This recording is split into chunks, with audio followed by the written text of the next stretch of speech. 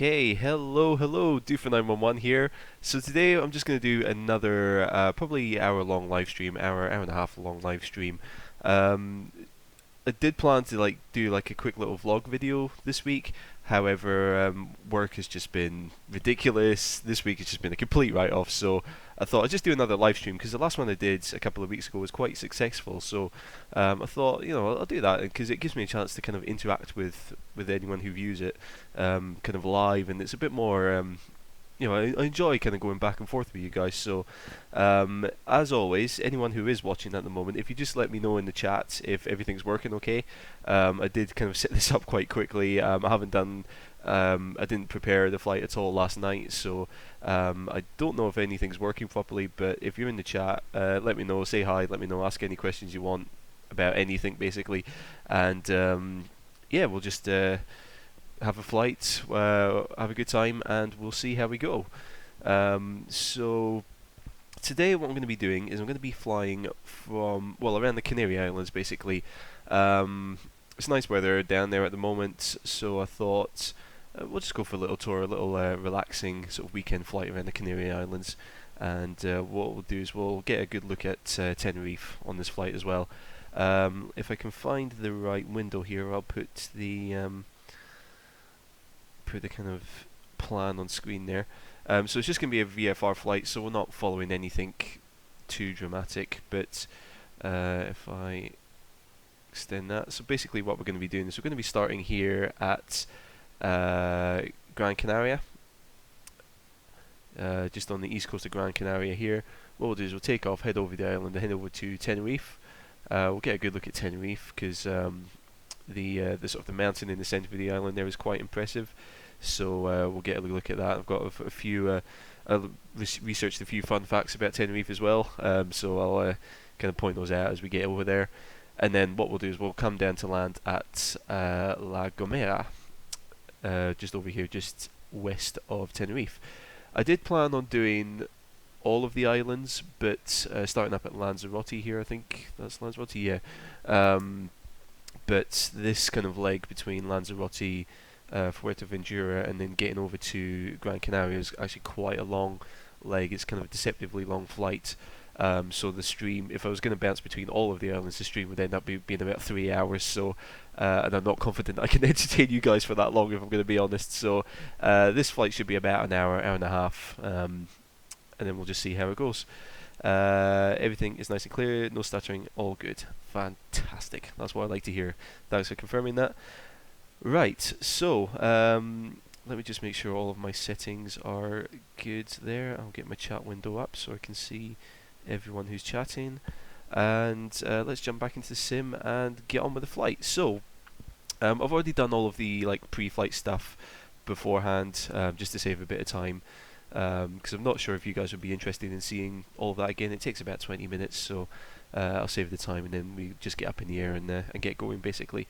So I'm just going to be flying the A2A Cessna 172 again. I mean, if you were in my last live stream, you'll know how much I love this aircraft.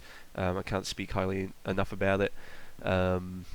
Sadly, I don't have any sort of pay-aware scenery that we're going to be looking at today. I've got a few environmental add-ons which I'll talk about in case anyone new is watching. But other than that, yeah, we're just gonna have a look around the Canary Islands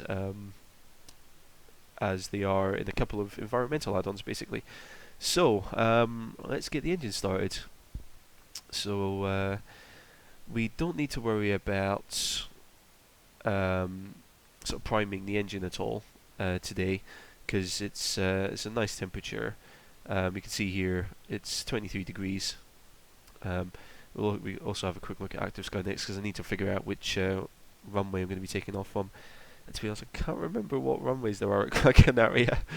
I didn't. One of the most important things I researched about the airports I'm going to be flying around, and I didn't research the runway headings at all. That's not good. So 03016 knots, so it's fairly stiff wind. Clouds, a few at 3,700 feet, so we could go above them, we could go below them, or we could cruise along at 3,000 feet. Actually, what I will do is, because someone mentioned in my last live stream that they wanted to see how to sort of lean the engine and change the mixture settings. So what I'll do is I'll go up to 5,000 feet in that case, and then I'll talk about leaning the engine and how I personally do it. I think there's two methods of doing it, but I'll talk about that when I get up. Yeah, you can see there it's confirmed 23 degrees centigrade, and the altimeter is 1023 millibars, which I think I've already set in there. So that's all good. Right, so let's get the engine running. So, God, this is where I usually mess up a little bit here. Right, master switch on. Beacon light on. We're going to skip to step 9 because we're in like nice weather. So propeller area is clear. Well, yeah, it's a simulator. You don't need to worry about that. Going to put a lot of fuel in. Put the throttle up a little bit more, and start the engine.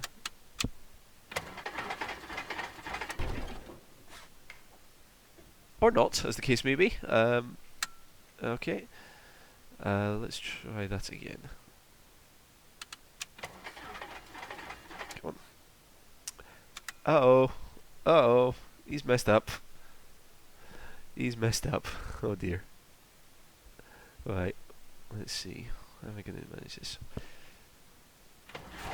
Oh! I did not just use a keyboard shortcut. Oh, it's working now. Brilliant. Okay. My finger slipped and I bashed the Control E on the keyboard there. Whoops. Right, okay, so that's starting now. So what I'll do is we'll lean the engine out a little bit, just to save the spark plugs, because if you have the fuel mixture too high, you end up doing something called fouling the spark plugs, and basically the engine starts to misfire and it all just gets messy, basically. So let's get on with it. What we'll do is we'll put all the radios on there. Put the transponder to standby, and that. We'll roll the autopilot up to 5,000 feet. I'm not going to be flying using the autopilot at all. I'm just going to be sort of doing it all manually, as I did before up in Scotland, so that's all good. Let's see, so engine temps and pressures are all good. Mixture, I'll just lean it out ever so slightly. Radios are all on, and we'll retract the flaps. We'll put the flaps back up to... Actually, we've got quite a stiff wind, but I can't remember the runway heading. We'll put it up to 10 degrees. Yeah, I do know that the A2A aircraft kind of... they simulate kind of the degradation in real time, so if you don't fly the aircraft for months, then it's not going to work properly. I know that they have that kind of simulation running in the background there, so yeah, it might have been that, or I might, as I said, I don't have like the full manual controls for like the mixture and the throttle and the ignition, so that might be why I had a bit of trouble starting it up there. So it's I mean that's my fault. It's not the plane at all. Right. So 030. So let's have a quick look. So okay. I think I need to head off this way.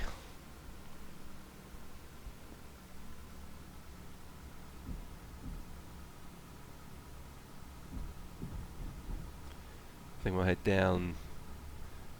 Yeah, because the winds was coming from 030 degrees, so we'll head off down this way, and we'll see how we go. Hey, FlyX, how's it going, buddy? Did you catch the SpaceX video on the first stage this morning?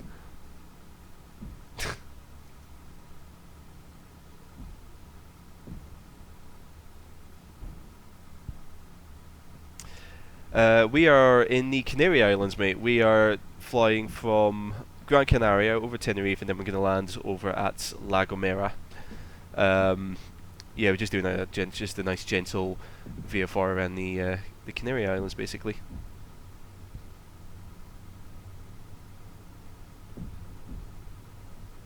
I think what I might also do is, I'm not going to go all the way down to the end of the runway. I'm going to kind of intercept a little way down. picking up a bit too much speed.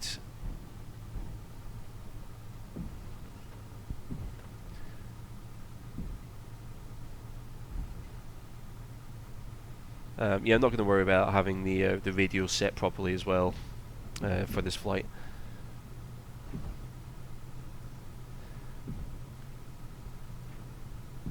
Yeah, you can see the sort of the hills here of Gran Canaria. I've got a bunch of facts about Tenerife and the sort of the mountain there, or the volcano technically, but I'm not sure if I'm guessing all of the Canary Islands are all technically mountains and volcanoes and stuff, aren't they? Not sure.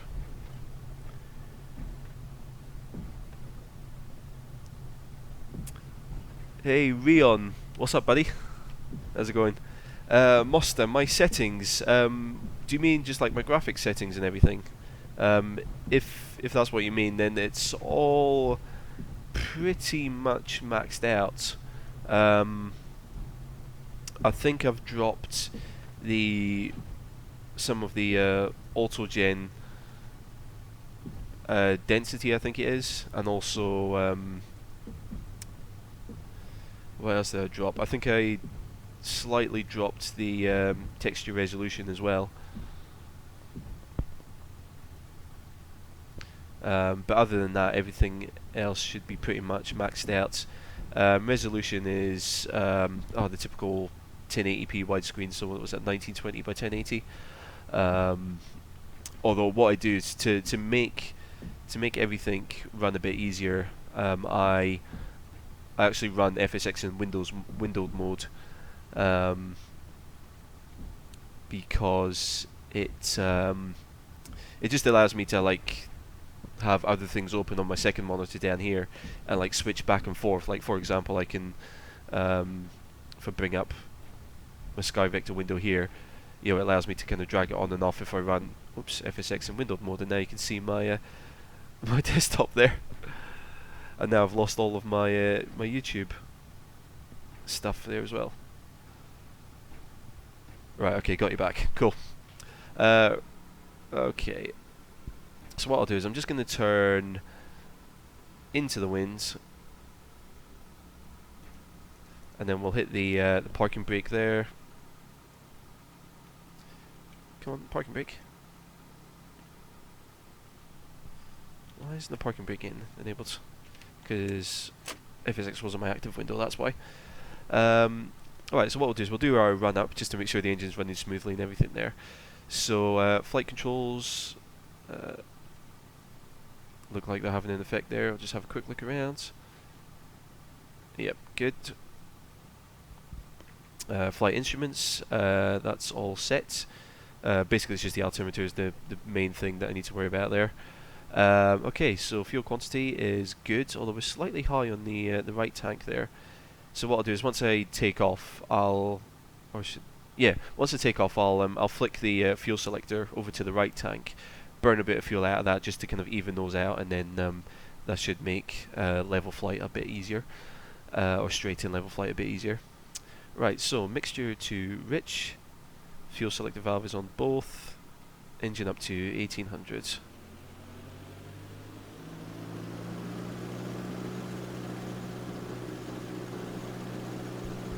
So mags, so left. That's definitely not healthy. We can sort that out. Right is fine. So let's see. So if I think if I go full throttle and then lean it out a bit.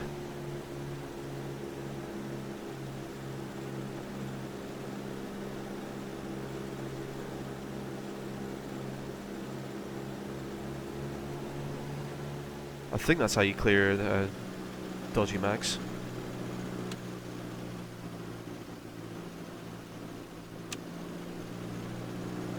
Try that again.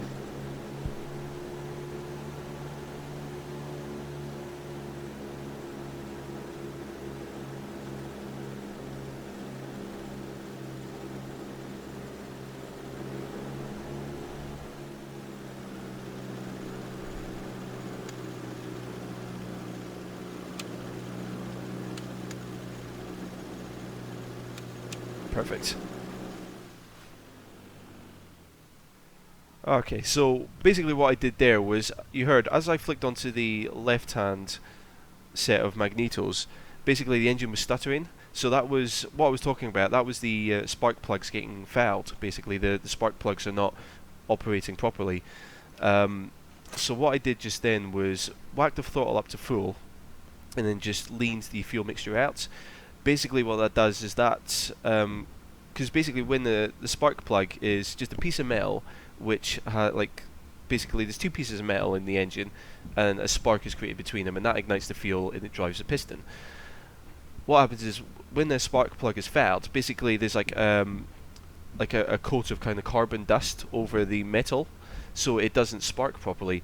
So by reducing the amount of fuel, that kind of burns off that like little layer of carbon on the metal, and then kind of cleans off the spark plug, and then it works properly after that. So that's basically what I did there, was just by putting the throttle up to full, taking a bit of fuel out, it just kind of cleans the spark plugs and gets the engine running nice and smoothly again. So top tip for you guys there. Alright, everything else is set, so we're just going to take off and get on with it.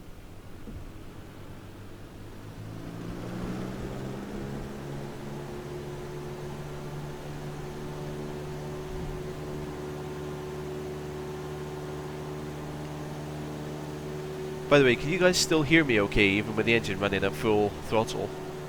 Definitely got the audio plugs in there.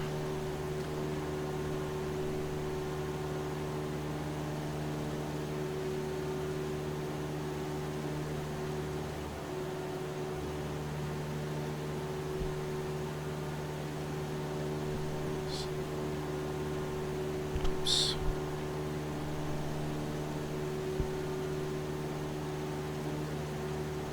So what I'll do is I'll climb up to 3,000 feet to begin with, and then what I'll do is I'll climb up to 5,000 feet after that, and then talk about leaning the fuel mixture out in flight. Should put the strobe light on. Whoops. Taxi light can come off now. You can still hear me okay?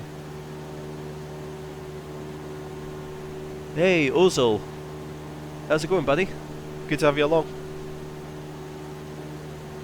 So your names are showing up really small on my second monitor here, so I have to kind of like keep leaning down and taking a look at it. But Turkey, I'm not sure how many people I get from Turkey, but it's good to have you along. I'm glad you're spending your afternoon watching some random guy fly a fake plane. Right, so we'll start trimming the plane out now. I can reduce the flaps all the way. Speed will pick up a little bit.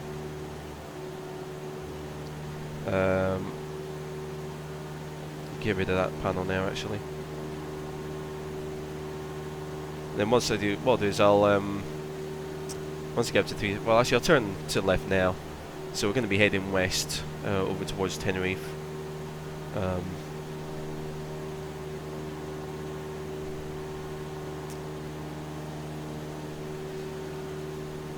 What do I think about P3D? Interesting. It's P3D. I've been tempted to look into buying it myself, but it's quite expensive. I think the license that you would need to get is quite expensive, and I cannot. I mean, FSX gives me everything that I want and everything that I need, and at the moment I think it's still the better supported platform, although obviously a lot more big developers are moving across to P3D now. I don't know, I cannot justify spending that much money on buying P3D, because as I said, FSX at the moment does everything I could want it to do. So I mean, if you've got the money, I think it's definitely the sort of the future of flight simulation. I think it's probably the whoops, that's me at 3,000 feet now. It's probably the most. Is going to be the most supported sim platform going forward for the time being. but at the moment, I personally don't see the need to jump from FSX to P3D. But if you just kind of, if you're going to be get into like flight simulation seriously, like buying like a full-on like wheel yoke system and pedals and all the rest of it, and you really want, you really got a lot of time to dedicate to it, then P3D, it might be worth the money. It's certainly, from what I've heard, it looks better, it runs better. So, I mean, as I said, I don't know too much about it, but it's something that has crossed my mind. But as I said, at the end of the day, to be honest, I don't have enough money to spare. If I had plenty of money, I would probably buy P3D, but I don't. And FSX does everything I want it to, so I'm happy with FSX at the moment.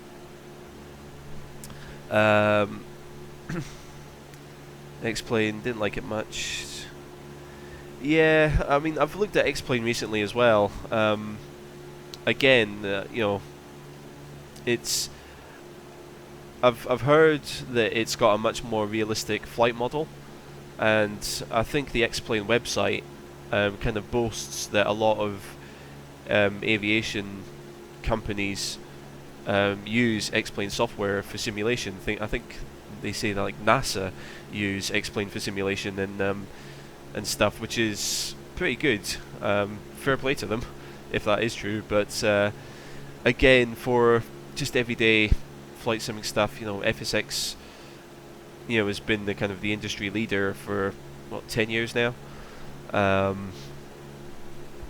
And yeah, FSX does everything that I want it to. And again, I think the full version of X-Plane is quite expensive. Again, it's like £50 or £60, I think. So yeah, I mean, again, personally, FSX does everything I want it to. But if you're looking, I think, for more realistic, I mean, I don't think X-Plane is like widely supported enough yet.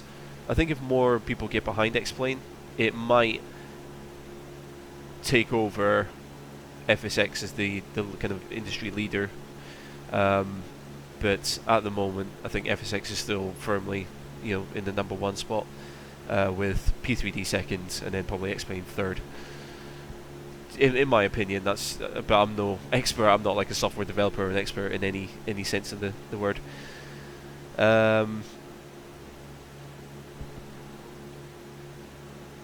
Let's see. I'm trying to catch up in the comments now.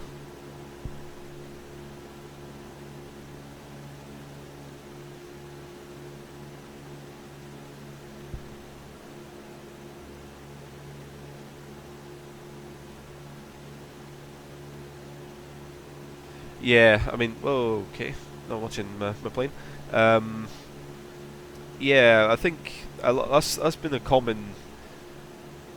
I think a common complaint about X-Plane is that it doesn't seem as sort of, at first it doesn't seem as user friendly as FSX. I think for someone who's been flight simming for a little while, it'll make sense to you because you actually know, like, assign a button to heading bug. Like, I know what the heading bug is. It's the little orange, thing down here. You're familiar with it, but I think X-Plane, expects you to understand aviation and understand, all the sort of the jargon behind it as well. Whereas FSX is a bit more friendly and a bit more, accessible to people who haven't flown before.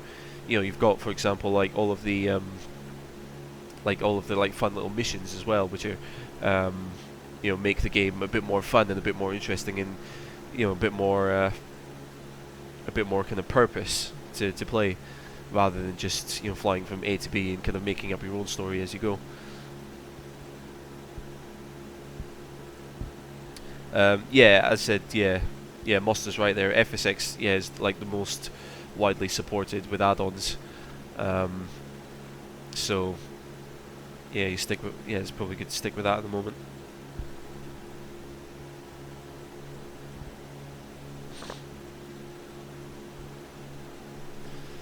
So what I'm doing just now is I'm just sort of flying around the sort of the south of Gran Canaria. Got a big sort of mountain in the way there, so we're just gonna head around that. Yeah, default textures down here. I, I, I mean, I'm using Ground Environment X, and it should be for all of Europe, so this should be covered. But the Canary Islands are down off the northwest coast of Africa, so I'm not sure if these are default textures or not, but I imagine Gran Canaria is a lot more picturesque than just being a big beige blob in the ocean.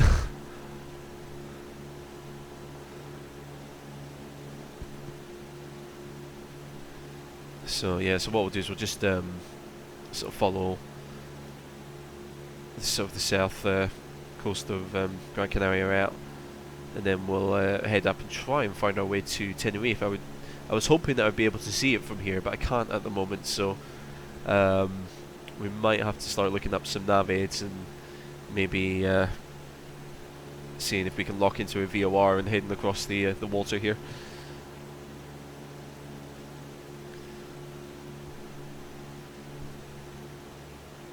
Pull to the right. Ooh, youch. Was it not incredibly noisy? Did that not give it away?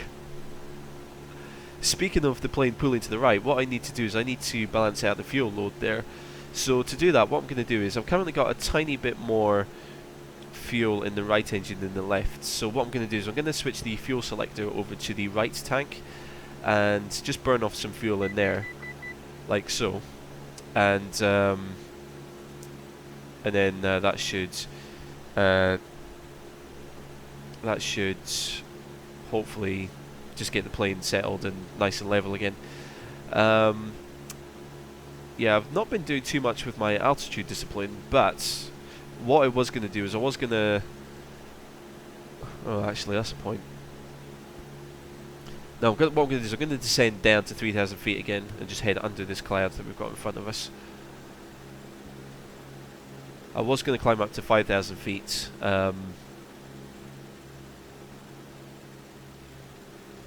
and show people how to sort of lean the engine, but there's a lean it ever so slightly just now.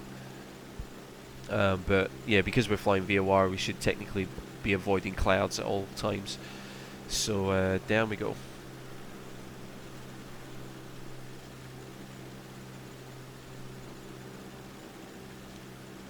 Hopefully, once we get past this cloud, we'll be able to see Tenerife off in the distance there. Although you can see over the sea, there's like a nice sort of atmospheric haze there. Yeah, so environmental add-ons that I'm using. I'm not sure if everyone who's watching has seen my stream last time, but I'm using Real Environment Extreme Overdrive. So that's Rex Essentials Overdrive. For sort of the water, the clouds, and like atmospheric effects. So things like the haze that you can see over the water, and they also do like the kind of the sunlight, like the kind of like this the bloom that you see, the like the lens flare that you see coming from the sun in the game. They kind of do those effects as well. The weather is being dealt with by Active Sky Next, so that's... Oh dear, I'm in the clouds. So that's kind of pointing all of the... that's placing all of the clouds, and like just dealing with all of the weather, basically the winds and so on and so forth. As for the environmental add-ons, the kind of the mesh that I'm using, or the terrain, which gives the world its 3D shape, is being dealt with by Ultimate Terrain X. And to be honest, I bought like the version of Ultimate Terrain X I bought was for the boxed version of FSX. Whoa, look at my altitude indicator there. Not sure what happened there, but I'm out of the clouds now. Whoops. Did you see my altitude indicator just then? I kind of like dove down to the left. Not sure what that was all about. Hey, Gökhan, another one from Turkey.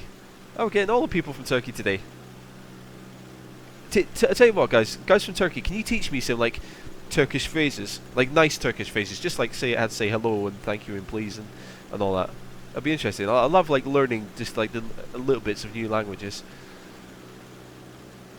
I imagine would it be quite similar to Greek? I'm not sure. No idea.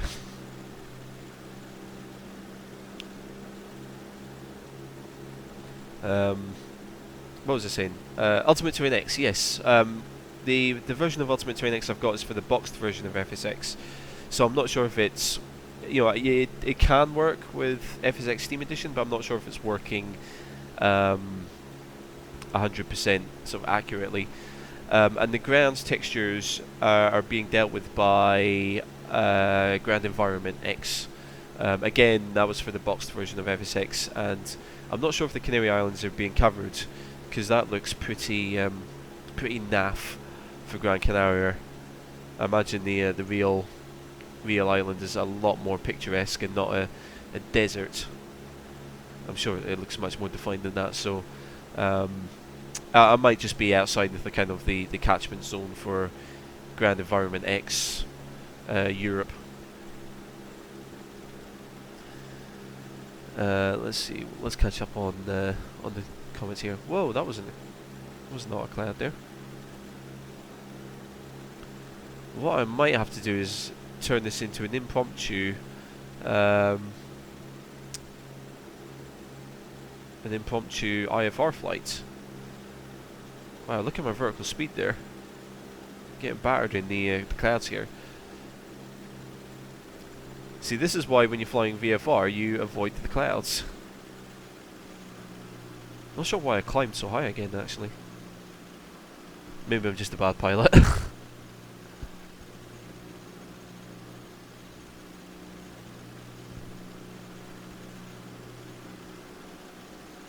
Merhaba. Is that how you pronounce it? Merhaba.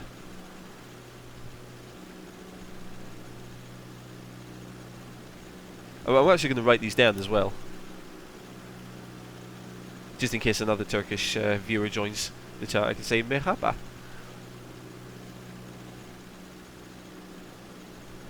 Hang on. I'm dividing my attention between trying not to crash and learning Turkish at the moment. I suppose there's worse things you could be doing on a Saturday morning, like having a hangover, I guess. Right, okay. Right. Sorry. I will start learning and replying on the chat. I just want to get this plane settled in a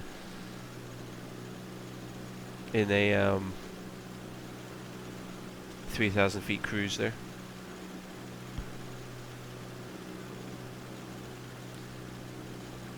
Where is Tenerife? I thought I would be able to see Tenerife.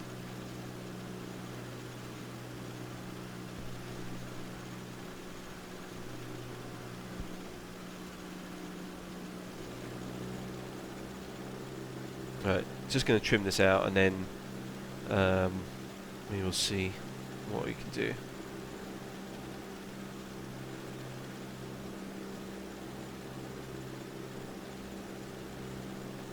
So engine speed needs to come up a bit.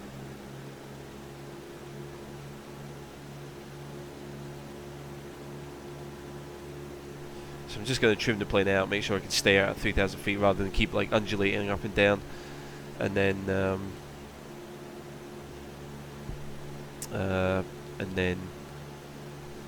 yeah, I might have to turn it into an IFR flight to get over to Tenerife, unless is that the island there? I think I can very barely see the island, but I'll just keep heading off in this heading for the time being. Right, so hello was merhaba. Let me know if I'm pronouncing these correctly now.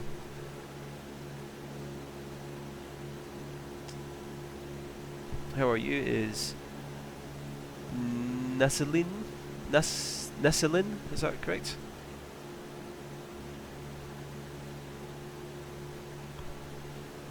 Oops, come on, plane.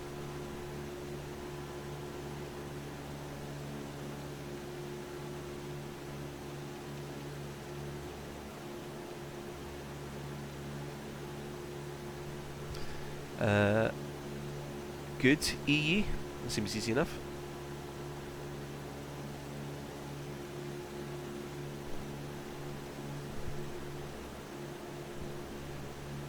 Kotu. I'm guessing Kotu is pronounced funny, given the characters you're using there.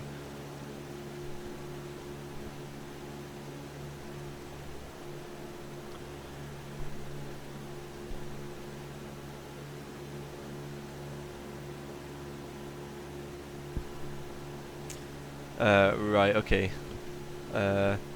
EE. Right. So the plane is now settled now. I still cannot see Tenerife there, but I might. What I might do is I might try and lock into a VOR and then use time acceleration to get over the water. Right, just checking my fuel balance now, because we've got the right fuel tank selected. We're still slightly high on the right fuel tank, so we'll keep that as it is for now. Right.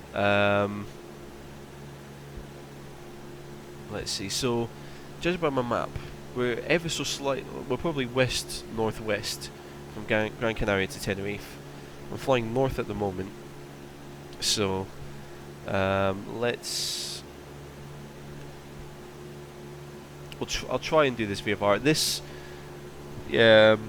leg of the journey, I think, is 63. Judging by my map, it's 63 nautical miles from Gran Canaria Airport to Tenerife South, and that's on a bearing of 281 degrees. So technically, this should be VFR now, because I don't have visual. I do not have a visual of Tenerife Island, so I should be doing this by instruments, but I'm going to cheat. I already cheated starting the engine up, so I might as well keep going.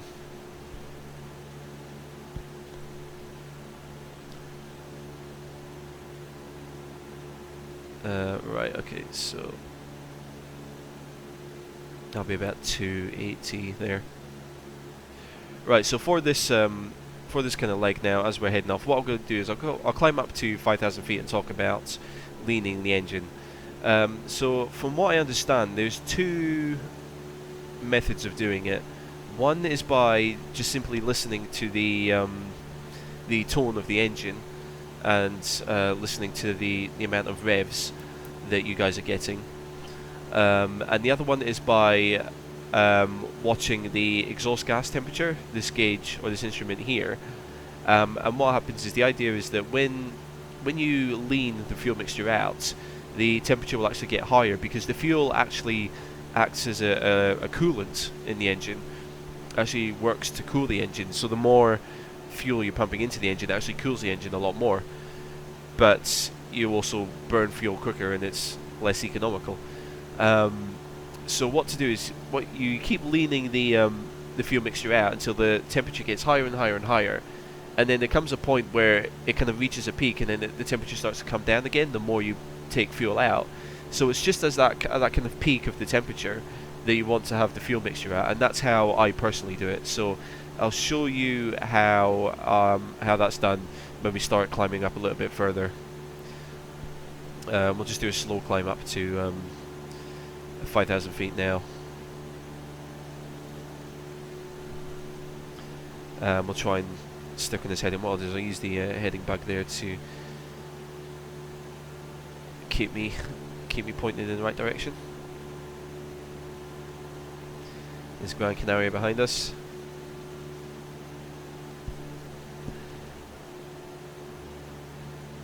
And then, yeah, as I said, what I do is once I get up to 5,000 feet, I might end up sort of fast forwarding the simulation just so we get over to Tenerife a bit quicker. Because it's 60 nautical miles, I'm travelling at 120, so it's going to take about half an hour to get there. Is that right? No idea.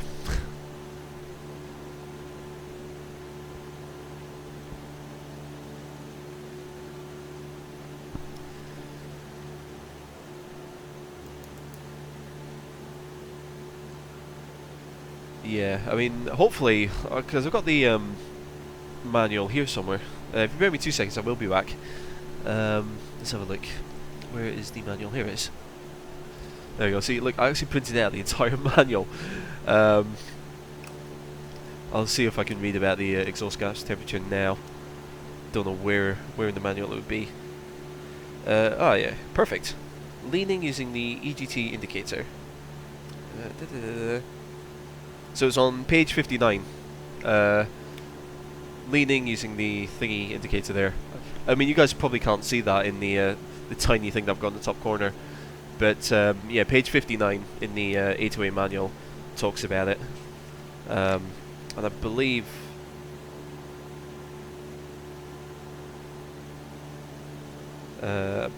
that's how you do it. Yeah, let's see. Because I think it might be that you either get the you lean the mixture out to peak temperature, but then I think what you have to do is you have to maybe put a little bit, push it back in slightly, and that then kind of just reduces the temperature. I think I don't want to go quiet and read this, but I think that's how you do it.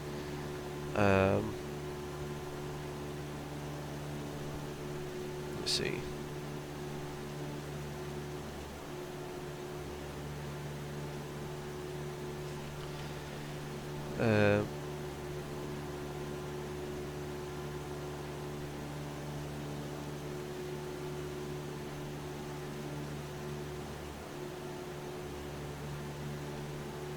Okay, yeah, so I think what you do is you find that kind of peak temperature and then you just add a little bit more fuel just to bring the temperature down ever so slightly again, and then I think that's a good kind of general rule of thumb, I think, rather than doing it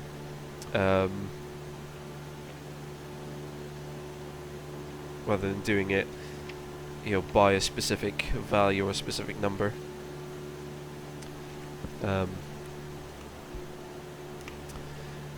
Let's see. All the A2A manuals. Yeah. Yeah, I didn't use my own printer for this. I used the printer at work because they've got like a massive sort of Xerox thing, and I have to fix the things every day. So it's only right that I get to print like an entire manual out for something I'm interested in, which is not fixing fixing printers. Yeah, it probably will be FlyX. I'm not sure. It'll probably be like quite late on. Yeah, because I'm not sure what I'm doing today. I need to. It's just going to be general tidying up my flat, basically. But yeah, it should be on Skype later. But yeah, if I'm on, I'll give you a shout, or you'll probably see me log on. So yeah, I'll catch you later if you're heading off. Actually, sorry, did you say you're going to be streaming today? I think you did, didn't you? You're going to be flying from was it LAX? Yeah, if you're streaming later on, I'll catch you on Twitch, and I'll say hi on Twitch.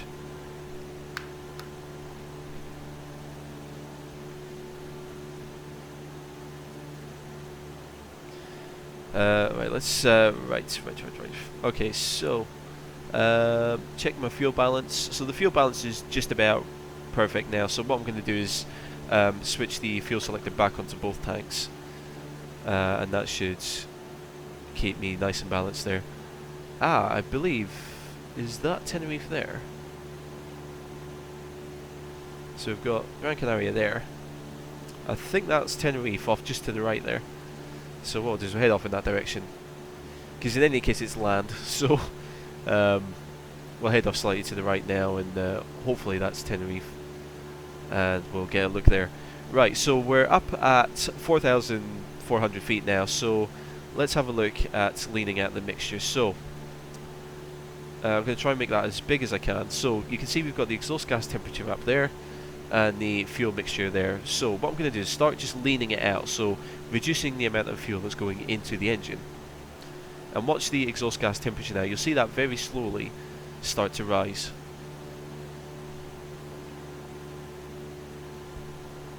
And there will come a point where it stops rising. So just pull out the mixture a little bit, let the temperature settle, pull it out a little bit more.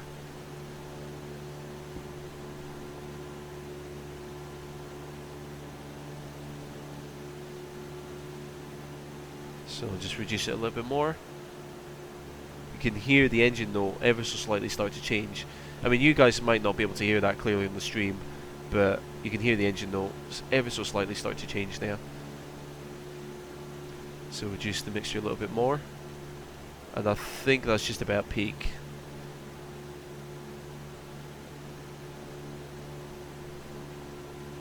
Make sure we're still going in the right direction, yep.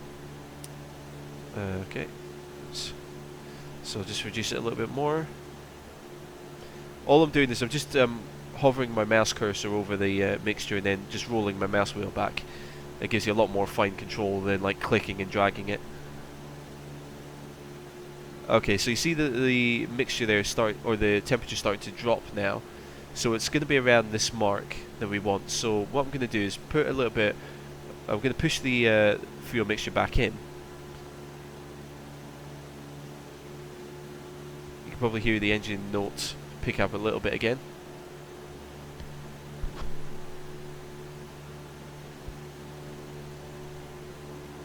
So that was about peak on that mark there. So I'm just going to push it in a couple more rolls of the mouse wheel.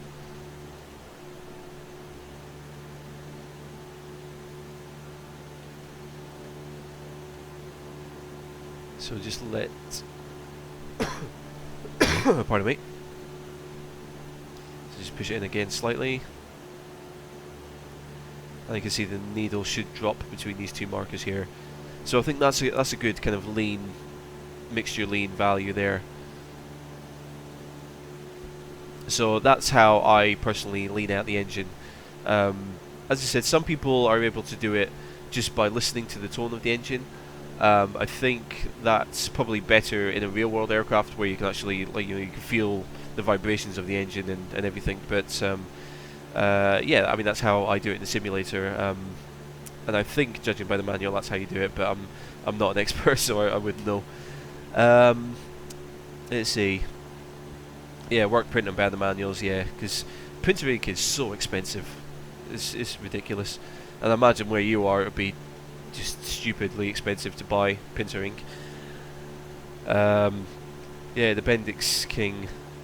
Yeah, I know. I think the radio stack and the autopilot and everything work like the real products. I think I remember watching a video saying, you can go to the Bendix King website, download a manual, and everything you can do with a real Bendix King radio, you can do with the simulation of the radios here. Am I using EasyDock? No, I'm not. The way I'm moving my mouse and my view around is by holding down spacebar, and you see that the cursor changes to like a little crosshair, and then you just drag it back and forth, up and down, and then to zoom in, just roll the mouse wheel forward, while you've still got the spacebar held down, and roll it back.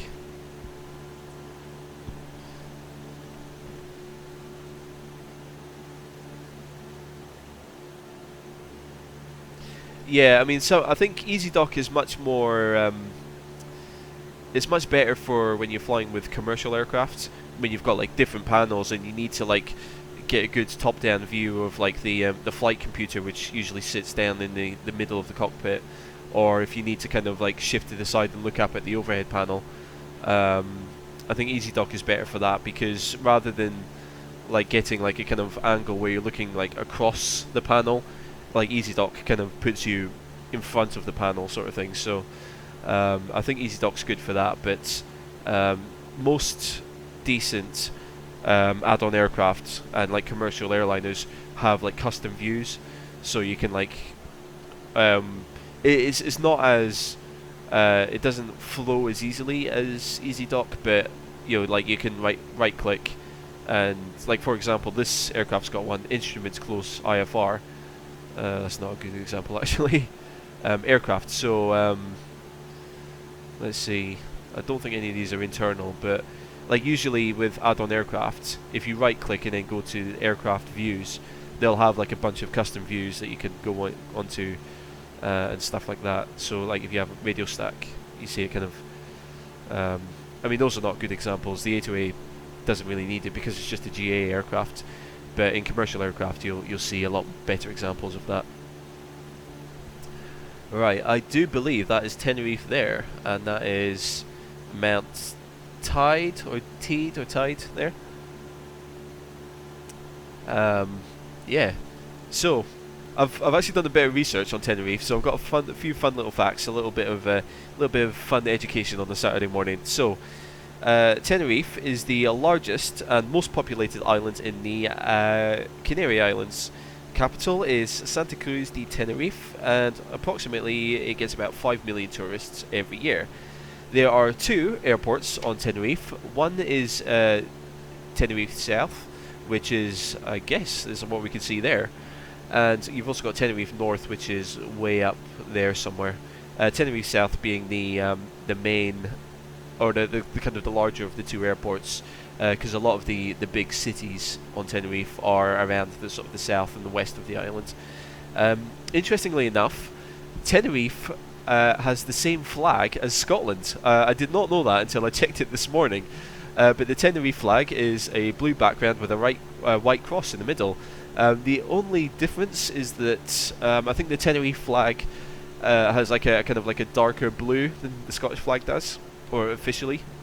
But I was really surprised to see that. I honestly did not know that, which was very cool and very interesting to see. Now, about the mountain in the middle of Mount Tenerife there, well, technically it's not a mountain, it's actually a volcano, an active volcano at that. The volcano from sea level is 12,200 feet or 3,200 meters. From the seabed, it is 24,600 feet or 7,500 meters, which makes it the third largest volcano in the world. The only two volcanoes bigger than it are around Hawaii. I think Mount Moai, I think it is, and there's another one as well, which is over in Hawaii, which is I think they're the two largest, and then the next largest volcano in the world is Tenerife, when you consider the size of it underneath the water there. What else did I have about Tenerife airports? Nothing else. That was about it, basically. No, that was just like I thought I was going to be able to talk about that a lot more, but I just filled like about 1 minute of the flight. Pardon me. Do I have FSX Passenger? No, I don't. I used to play it. I used to have FSX Passenger back when I played. When I played Flight Sim 2004. I had FSX Passenger then, but I had a bit of trouble and a few bad experiences with it. To be fair, it wasn't FSX Passengers that I had a bad experience with it. I think that FSX Passengers is a fantastic little program, and it really adds, for being as small as it is, it does actually add quite a lot to the game, and adds like a lot of purpose to the game. But the problems I had with it were that, like, I would run the add-on as like a career mode, so I'd start off literally ferrying 2 passengers in a Cessna, just around like the Scottish Islands and that.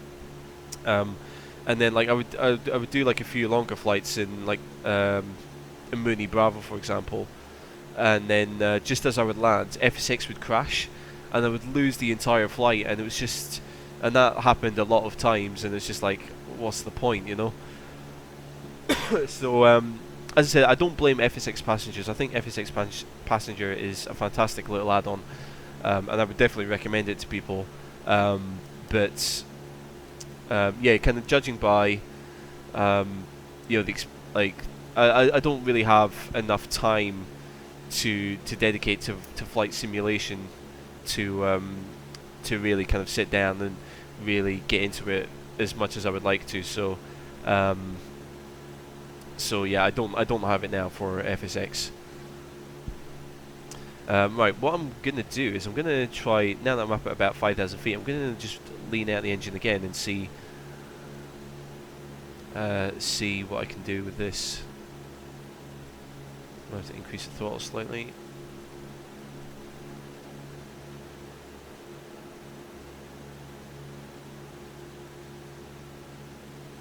Okay, I think that's about okay actually. So yeah, so there we have Tenerife South Airport there. What I'm going to do is I'm going to fly. I'm just going to fly past the south coast of Tenerife, and then fly on to La Gomera, and land there. Probably be about another half an hour to the flight. We're going about an hour now, so yeah, we'll head off to La Gomera, which is just kind of continuing directly west. I think that might be it just there, but we shall see. Let's see, fuel levels are all good, temperatures are all good, the electrical supply is all good, the flight is going dabby dozy.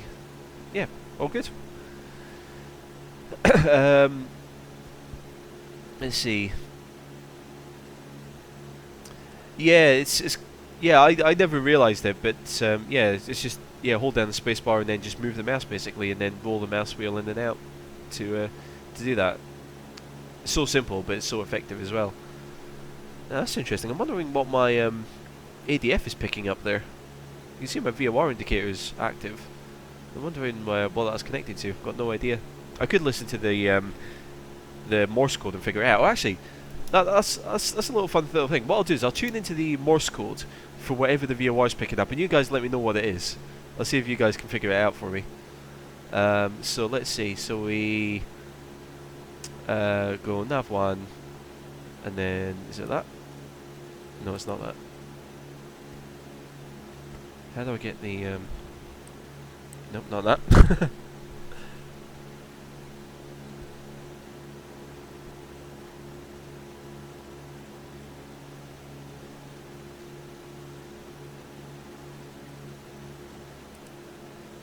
Nope. Okay, I'm just messing about now. Is it that?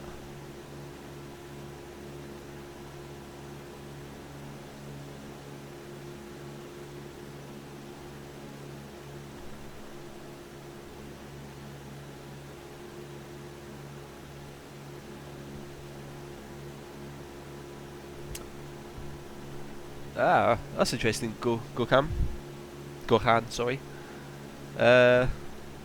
Iyi. Iyi. I'm learning. That's Iyi. Well, I'm trying to get this. How do I get the? Is it that?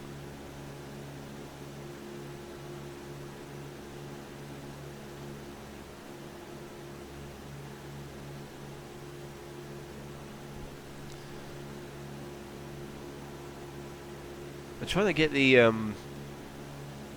VOR ident going so I can figure out what VOR station I'm connected to by accident. I'm not trying to connect to anything on purpose, but I think it's just the frequency I had there was just connecting to something. But how on earth do I get that? It's gonna annoy me if I don't figure it out.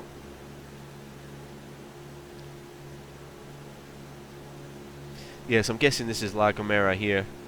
It's almost directly west of Tenerife, so there's Tenerife South there. Wow. See, the scenery doesn't quite match up there by the looks of it. Beautiful green grass in the middle of a desert, apparently. Never mind.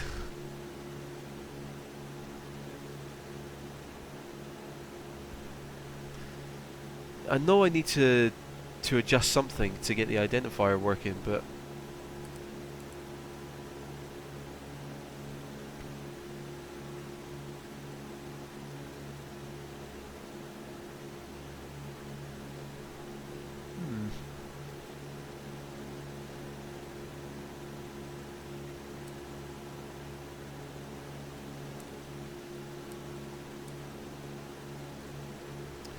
I've forgotten. That's really bad.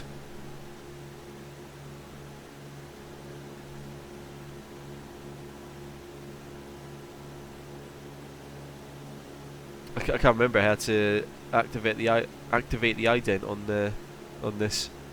Because in FSX you just hit like the relevant radio button and it just works. But I know that you have to. How do you do it?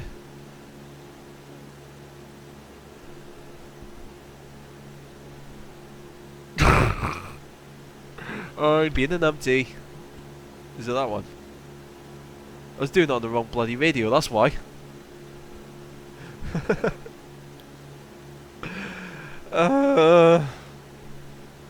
Whoops.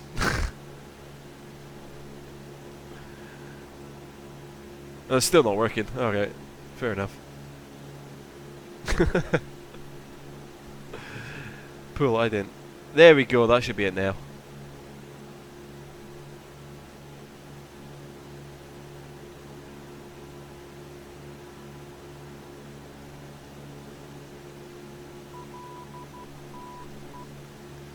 Right, let's try and figure out which VOR station this is. Go on, play along, guys. See if you can work out before me which VOR it is.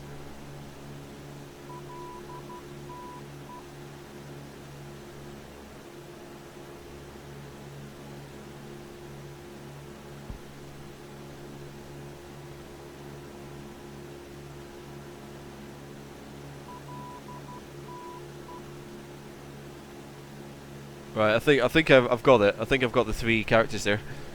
Now I need to look up what they might be. Right, I'll race you guys. Come on, I'm looking on my phone now. Morse code.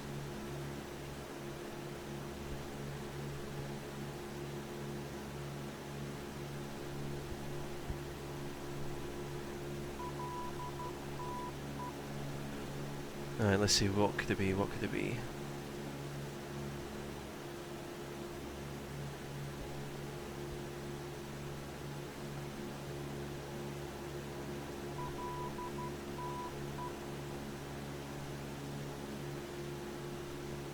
Right, I think I've got it. I think I've got the identifier, but I don't know where it is.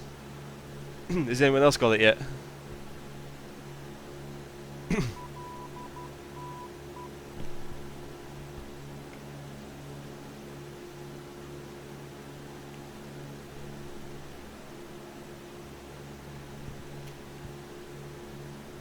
Yeah, I got it. I got it. I want to see if anyone else can figure out the Morse code there.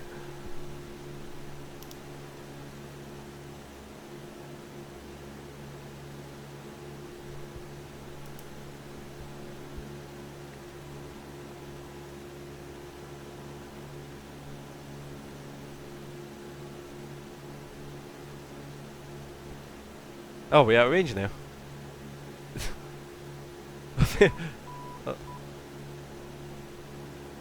Oh, we lost it there for a second.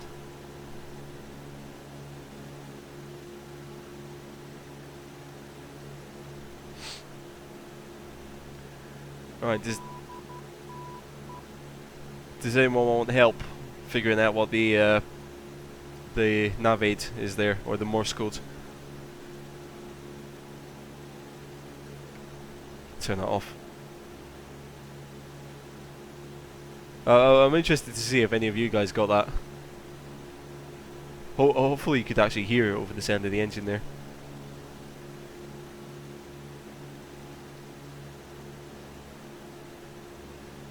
You don't. Right, the thing with Morse code is you don't have to know it. Like I'm sure you're aware that Morse code is just a series of dots and dashes.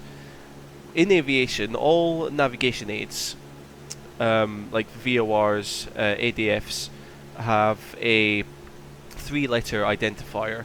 So the Morse codes that you hear will be giving you 3 letters, and then what you do is you just write down the dots and the dashes as you hear them, and then look at a Morse code chart, and then just try and translate the dots and the dashes into letters. And then once you've got the 3 letters, then well, I kind of use the internet. I use my phone to find like a Morse code kind of guide, so I knew what letters matched up with what kind of dots and dashes.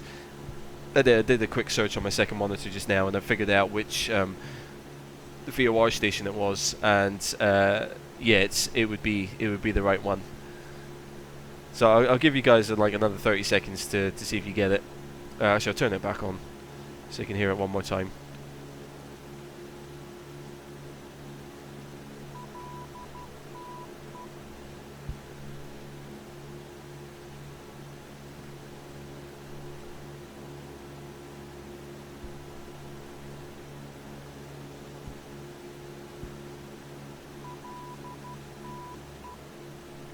Right, that was it. That was your last chance. So the next one, I'm going to explain, or I'm going to try and talk through it.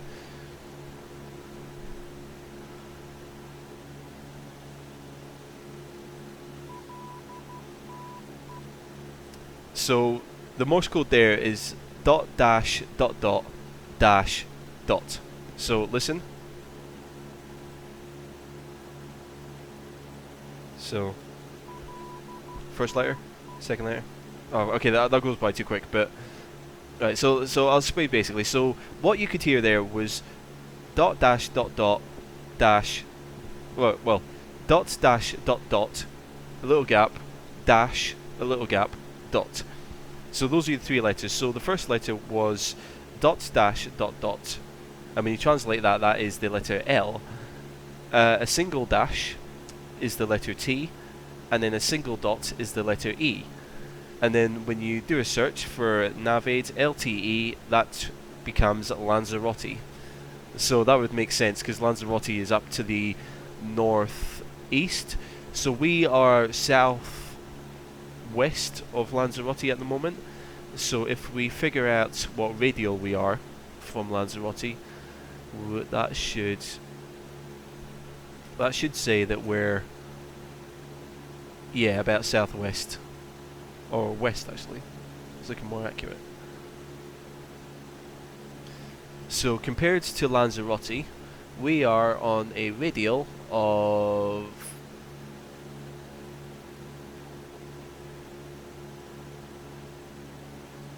that looks like 255. So it's about 256, 257 degrees from Lanzarote. So there you go. So that's how you can figure out where you are. And all we would do is if we wanted to fly directly to Lanzarote, we would just simply turn around to, that'll be 075 or 076, and then we would just follow that VOR all the way into Lanzarote, which is 180 approximately nautical miles away. Hey Tazos, how's it going, buddy? Good to see you back. I think, didn't you catch me late during the last stream?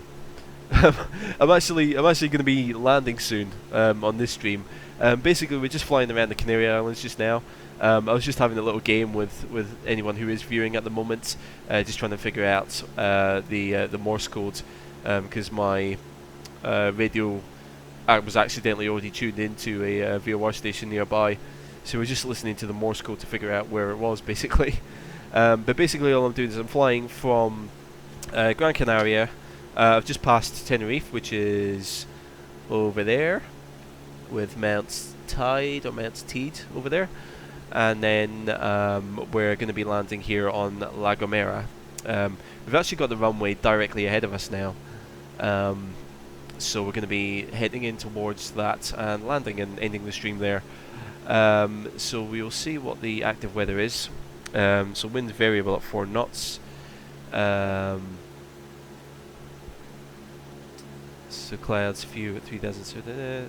Temperature still very nice, up at 21 degrees. And we are at 3024 inches. So what I'll do is I'll just adjust this to about there. Cool. So yeah, so we've got the runway on the south coast of La Gomera there. So what we'll do is, once we get a bit closer, I'll start to descend and then we'll land there. Hopefully we'll fly straight in approach.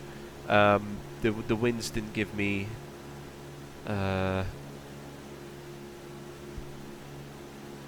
from 045 to 252. So the winds are coming from the north, so they're coming from over here and blowing from, as you guys can see, they're blowing from right to left. And I think the runway at La Gomera was 0927, so it's east to west. So that's going to be a bang-on crosswind. But thankfully it's only at 3 knots, so it shouldn't be too dramatic. I'm just wondering now, though, how am I going to...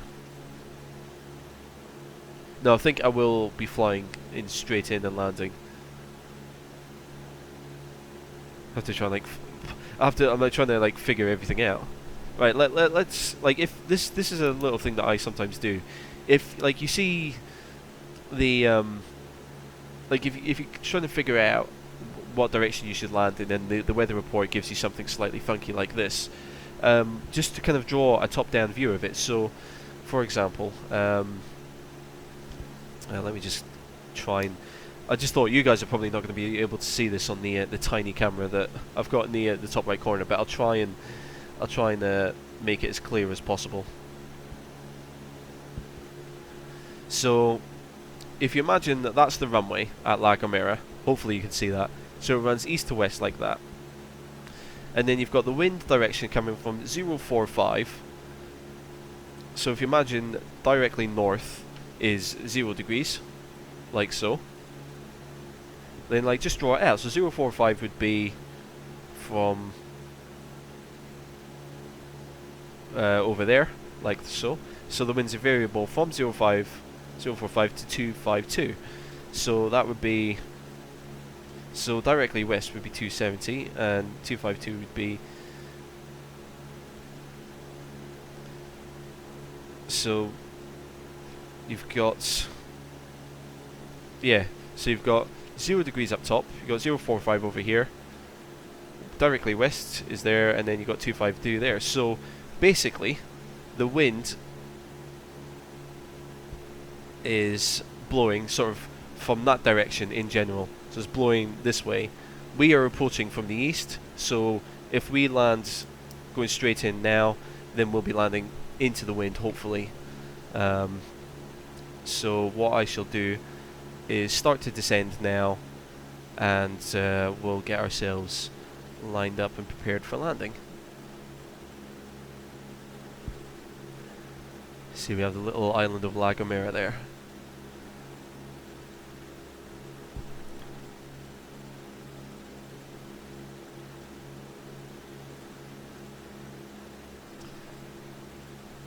So, yeah, La Gomera, I think it's a very small airport, because I don't think the island itself is that populated, but they have a small airport just for, delivering, supplies and mail and bits and pieces like that, and for people to get on and off the island. I don't think it's an international airport at all. I think it's just like a kind of regional, like a small regional airport, which, as I said, is just used for like ferrying, mail and cargo and bits and pieces on and off the island, basically. Need a drink.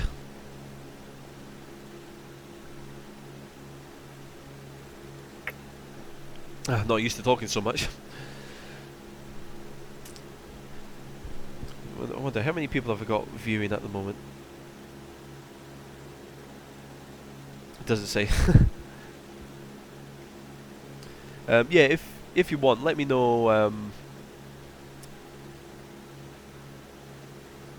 Yeah, let me know if the quality's okay, because I keep getting... YouTube throws up like little errors every now and then, saying that the quality might be dropping. Wow, where did that cloud come from? So sometimes I freak out because it says that the stream quality might be not the best. So I freak out because I had like a bad experience with streaming on YouTube a little while ago, where it kind of delayed the stream by about 4 or 5 minutes. So should we land with the wind against the Sorority tail? So planes will always land into the wind. The reason being that when you have wind blowing on the front of the plane, it basically, because that's all the planes fly, because they have wind flowing over the wing, basically. And the faster you can get the air flowing over the top of the wing, the more it's going to want to fly, the more lift it's going to produce. So the best way to do that is to point the plane into the wind at all times. That means that even if the plane is sitting on the ground, if you've got a 10 knot wind blowing over the wings, the plane is effectively flying at 10 knots. Even though it's just sat on the ground, it's already got wind blowing over the wings. So yeah, basically planes will always fly and land, take off and land going into the wind. Now, obviously, the wind is not a fixed entity, I guess you would call it. It does vary. It blows faster, it blows slower. It changes. It comes from this direction, it comes from that direction. So it's constantly changing. But you'll always want to try and fly or take off and land into the wind. It's not always possible. Sometimes you get like bush pilots flying into the Amazon rainforest or something, and they just have like a kind of a small strip of trees which have been cut down to make a grass landing strip, and that's all they have to work with. That they have to just figure everything out themselves from there. So sometimes they have like funky wind conditions to deal with there, but where possible, a pilot will always try to take off and land going into the wind. Delivering printer toner. Mate, the printer toners are the bane of my life. Do not talk about them. Do a flight with an Airbus aircraft. I am still learning the Aerosoft Airbus at the moment. I'm trying to do put some proper time into learning that, and doing a flight with that. I did actually do pardon me. I did actually do an impromptu live stream a while ago in the Airbus, but I might do like a proper sort of Saturday morning.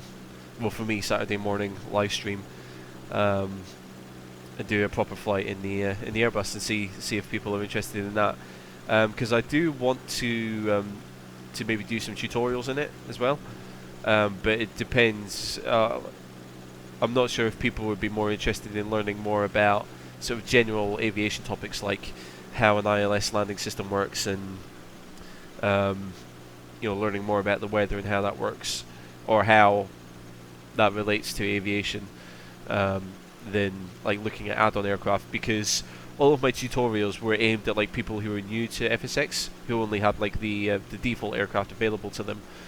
But if people are interested in seeing add-on aircraft and how they work, then I would be more than happy to show you what I can do with the few add-on aircraft that I have.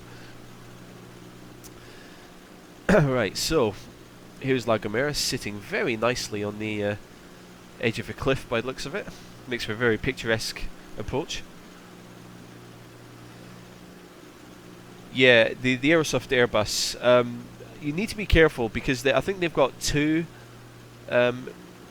They've got two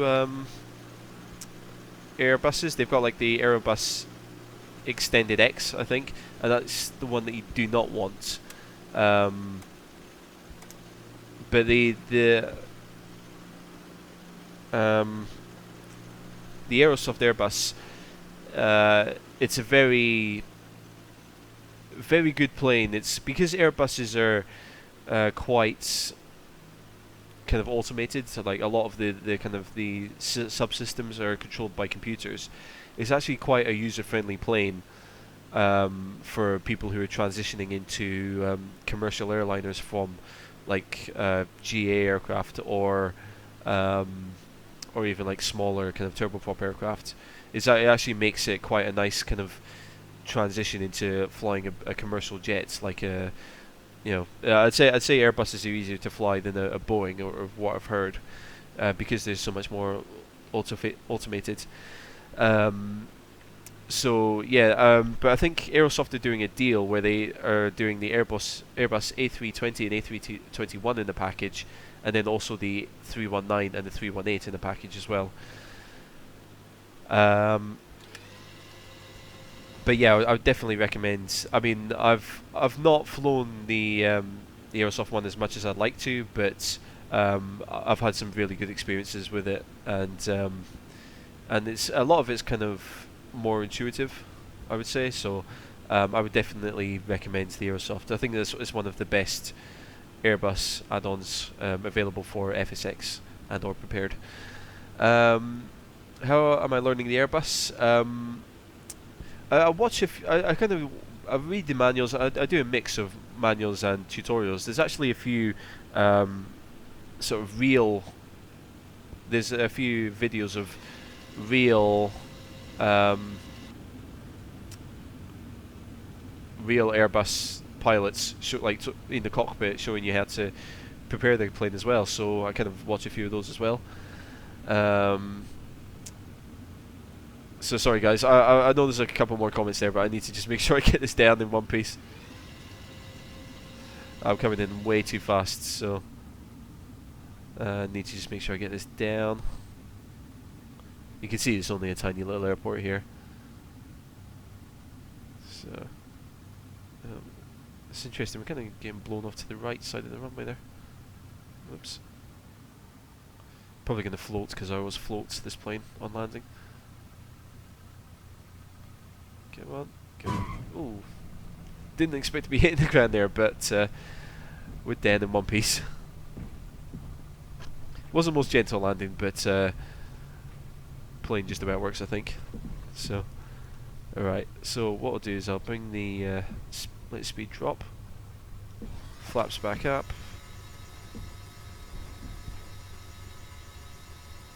and then I'll bring the oops, that's what I forgot to do. Whoops, fuel mixture, should have sorted that out. Whoops.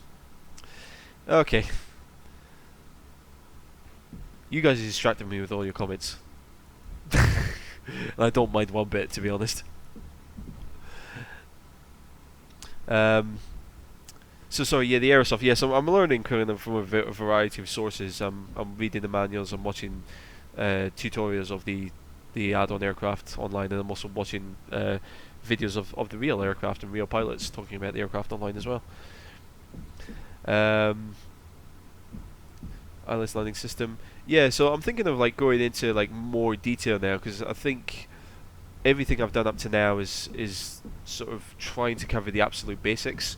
As I said, it was all like aimed at people who are new to flight simming, or even kids who would be interested in learning how to fly. I wanted to try and kind of distill things as much as I could for people, so it would be easier to understand than most things.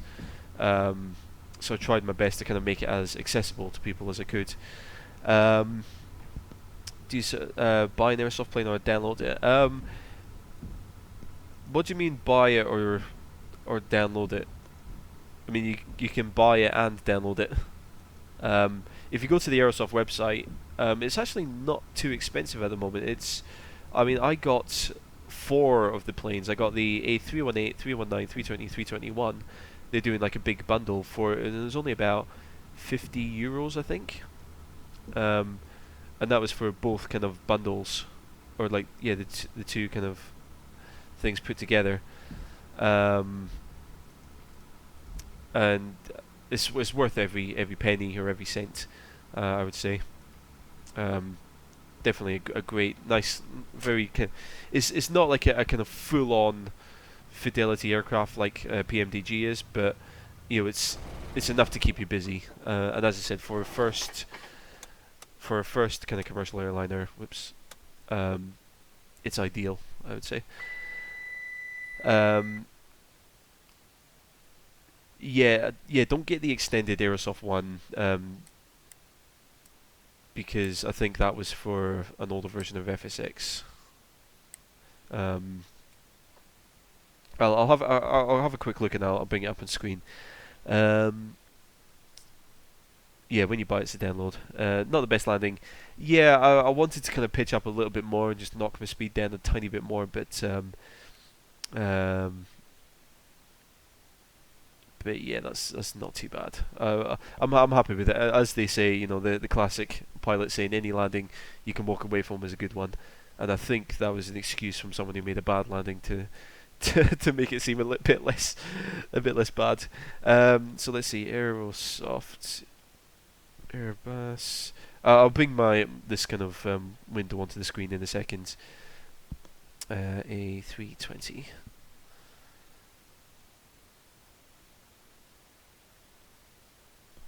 Okay, so yeah, it was this one that I got. I think I'm missing a lot of formatting here, but yeah, this was the one that I got. And you can see it's available for FSX Steam Edition and P3D.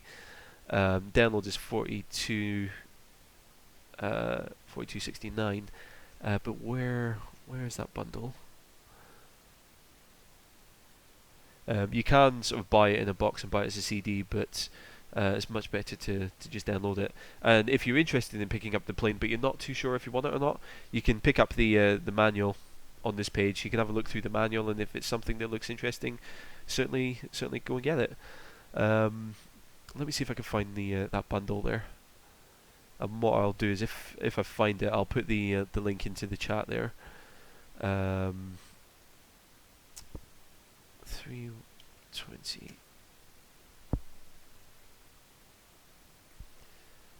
That's the one, Airbus bundle. So there you've got the Airbus A318, 319, and the Airbus A320 and 321 for €52 and 77 cents. And as I said, it's worth every penny. It's a really good, really good, really good deal there. So I'll just post that into the chat just now. So that link that I put into the chat is the link that you see on my screen now.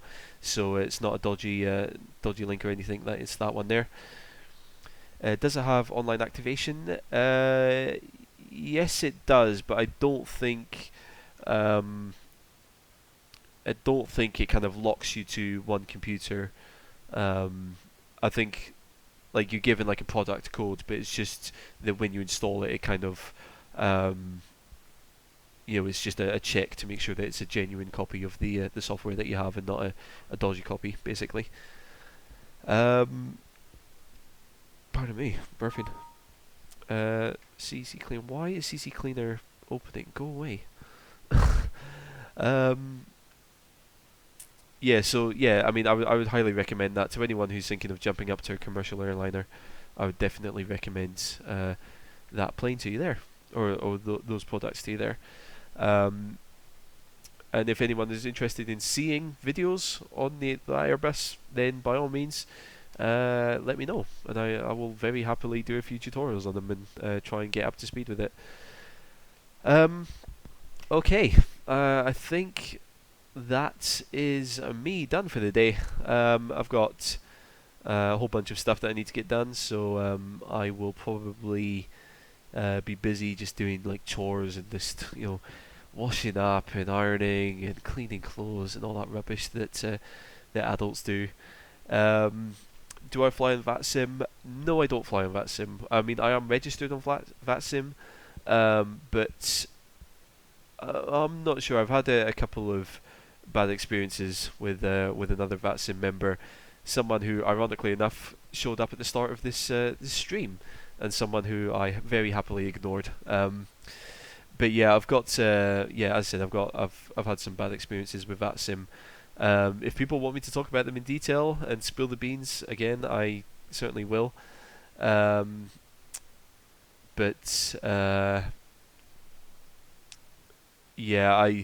I've kind of seen I've been kind of made aware of a side of VATSIM that I don't like, so I will be avoiding it in the future. And I will actually go so far as to actively discourage people from using VATSIM. It's been that bad of a situation. But anyway, Tazos, oh, you're Greek. Oh, Posise. Oh, I didn't realise you were Greek, Tazos. Oh, that's epic. Oh, I'm one of my best mates is Greek. Oh, I didn't realise, dude. Oh, that's awesome. I hope you're getting on alright down there. Airbus tutorials will be super useful. Okay then. Well, I will put some time into learning the Airbus then, and I'll do a few sort of tutorials such as cold and dark up to a kind of a turnaround state, and then turn around to engine start and all the rest of it. Cool. Yeah, certainly. Yeah, ask an our question. Yeah, I can stay for a little while longer. And what I'll do is I'll actually, while you're typing that question, I'll, oh no, it's not that one I want. I will just secure the aircraft here. Ah, no, I've left the, left all that going. Whoops. Parking brake on. Put the flight controls in. Interestingly enough, if you want to know how to put the flight controls in on this plane, you have to push the controls forward first. Oops, get rid of that, and then put it in place, and then you can let it go. Get rid of that, and then I'll just tidy up here. So tie downs can go on, wheel chocks can go in, and pizza can go on. There we go.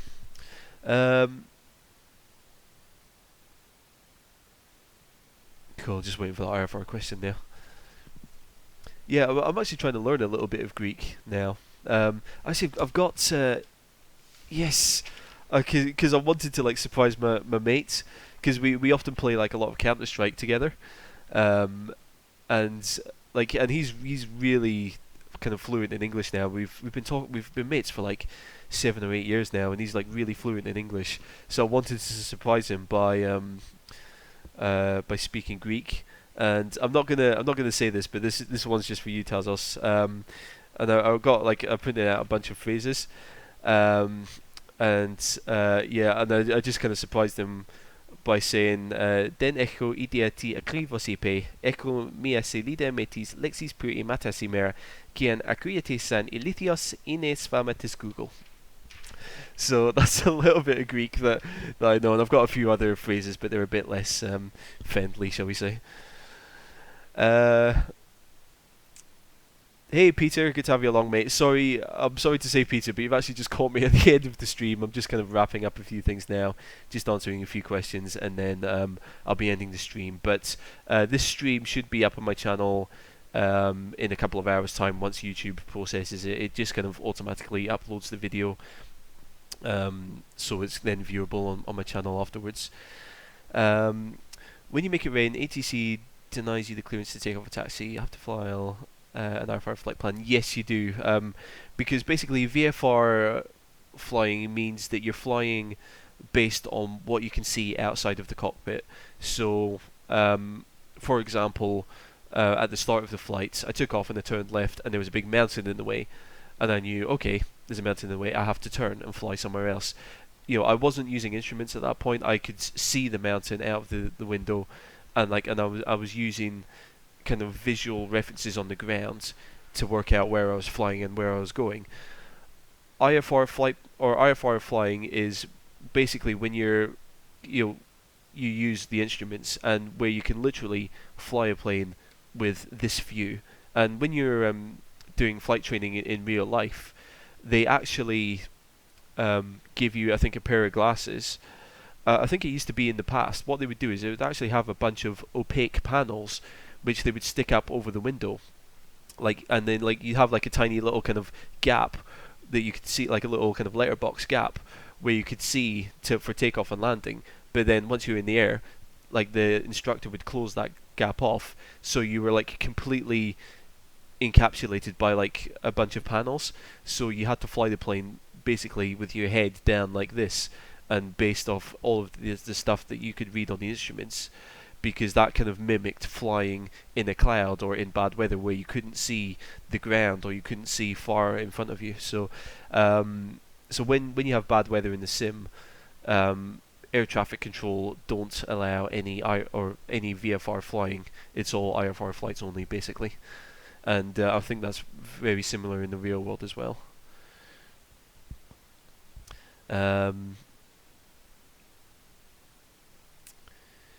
Yeah, I mean, the best thing to do, if you just want to practice circuits, just set the weather to fair weather, or just set the weather manually to something nice. Don't worry about trying to do things with the real weather set up or anything. If you're just practicing, the kind of the priority is being comfortable with how the plane handles, and being comfortable with doing the right things at the right time. Don't worry about getting the simulator looking fancy, or get the weather perfect to add it. You want to just kind of get familiar with the plane, how it handles, and then after that, then you can kind of bring in a bit more of a challenge by introducing maybe a crosswind, or because that kind of pushes and skews your circuit slightly depending on what the wind's doing. Yeah. So again, sorry about that, Peter. I mean, next time I'll try my best to kind of give a bit more kind of advanced notice of when I'm going to do a live stream. The reason I was only doing the live stream this week because I wanted to do like just a quick video vlog, just talking about the channel. Like one of the things I'm not gonna. I think I'm gonna kind of forget the idea of doing race simulator videos or race simulator tutorials, because it's just not.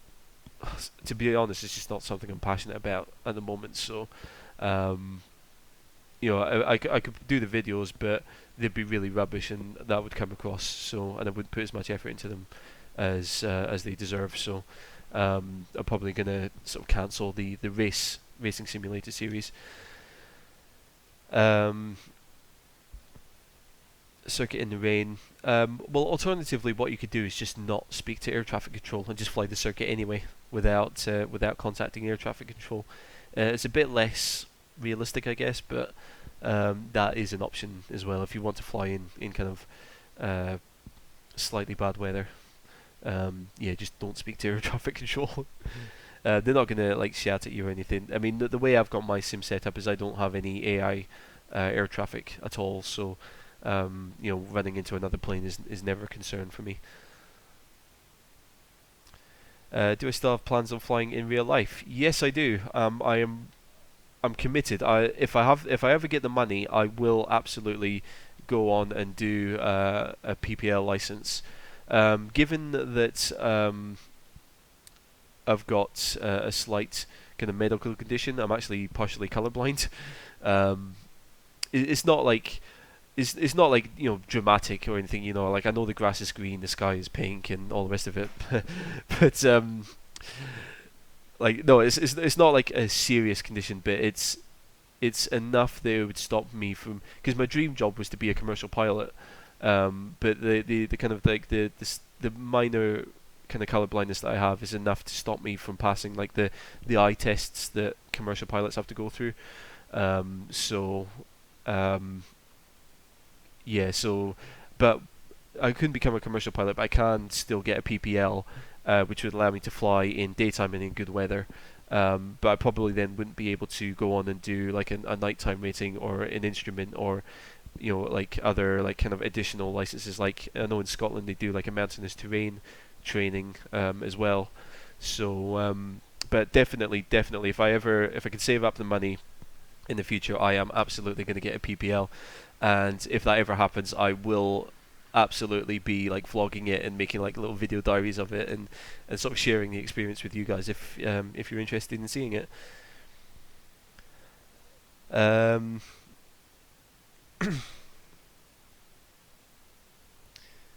Yeah, the ATC in the FSX is a little bit funky sometimes.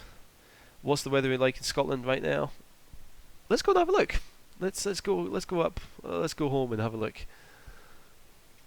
It's quite nice. I was speaking to my mum who still lives up there, and she's saying it's quite nice.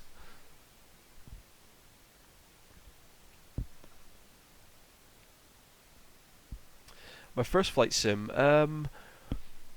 it was whichever flight simulator it was where Meigs Field was the default one. I used to love flying out of Meigs Field, and I was so gutted when I discovered that they closed it down. I used to love like fly, like because I used to like just take off at Meigs Field, and there was a Cessna which had like a retracting landing gear as well. That was my first flight sim, but like I wasn't like flying properly then. I was like still treating it like Combat Flight Simulator, if you remember that game. Like I was just like I was treating it more of a game as a simulator at that time. But that was like my first kind of experience like with a flying game or flying simulator.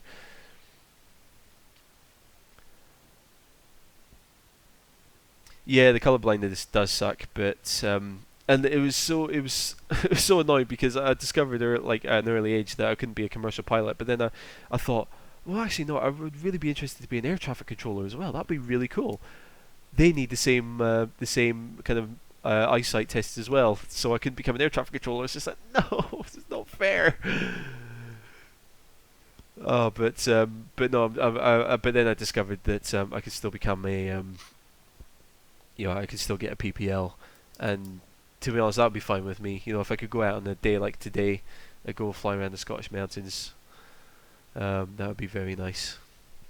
So, 10 knot winds, so that's about normal.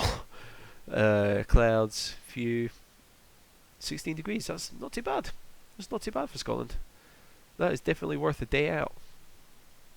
Well, look at it this way: it's not raining, which is a bonus for the Highlands.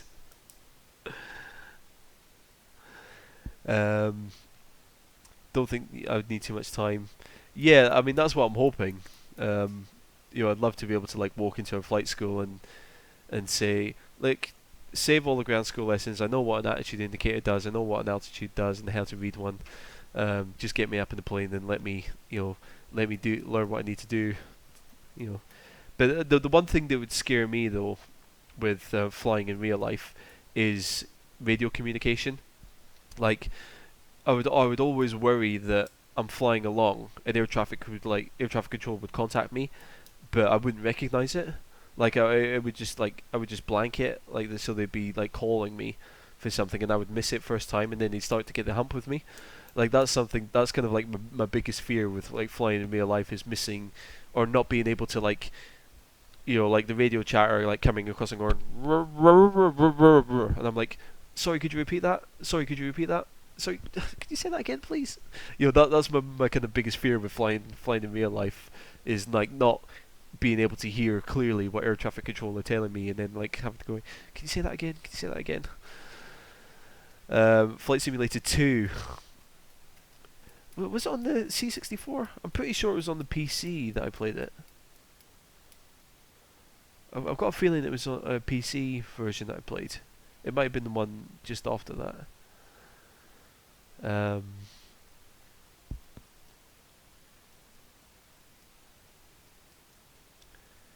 How do I get full screen? Well, this actually isn't full screen. This is windowed mode, but then I hit like the maximized button up in the top corner, just to kind of make it fill up the whole screen. But in full screen modes, technically you wouldn't have the Flight Sim X bar at the top and the icons across the bottom there. For the 4:3 ratio, what you might need to do is just jump into the FSX config file, and there's a line that you can add. I can't remember it off the top of my head, but I did a video on tweaking FSX. Basically, you open up the config file, which is like basically contains a bunch of settings for FSX, and there's a line in there that you can add which says like widescreen equals true, which converts which kind of it allows FSX to work in widescreen resolutions, rather than, because FSX was originally developed ages years and years ago, where people still had 4:3 monitors, and then obviously as technology has progressed, widescreen monitors have become the standard, but FSX, because it's so old, was developed with 4:3 as the kind of like the standard at that time. So, but if you go into the config file and add, is something along the lines of like widescreen or wide ratio aspect equals true. You just add that line in, save the file, and then it kind of like hacks FSX into working with widescreen resolutions, basically.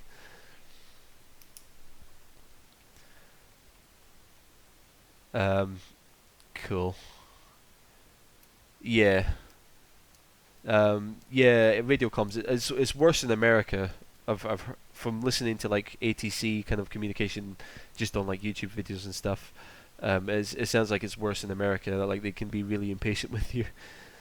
But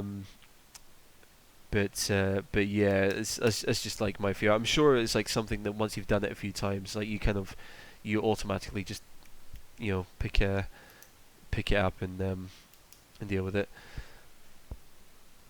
Awesome, thanks for that, Sakthial. I think that's how you pronounce your name. Yeah, I'll definitely endeavour to give you guys more notice before the next live stream. This one was a bit kind of impromptu because I planned to do a video this week, but yeah, I ran out of time basically. But anyway, so yeah, I'm going to wrap it up there because I think you guys are ready to go now. You've had enough of me, and plus I am bursting to go to the toilet. So thank you guys very much for watching. It's been great fun having you along, and I love answering all your questions. So thank you for being interactive, and thank you for spending your weekend watching me, basically. So take care out there, and I will catch you all later.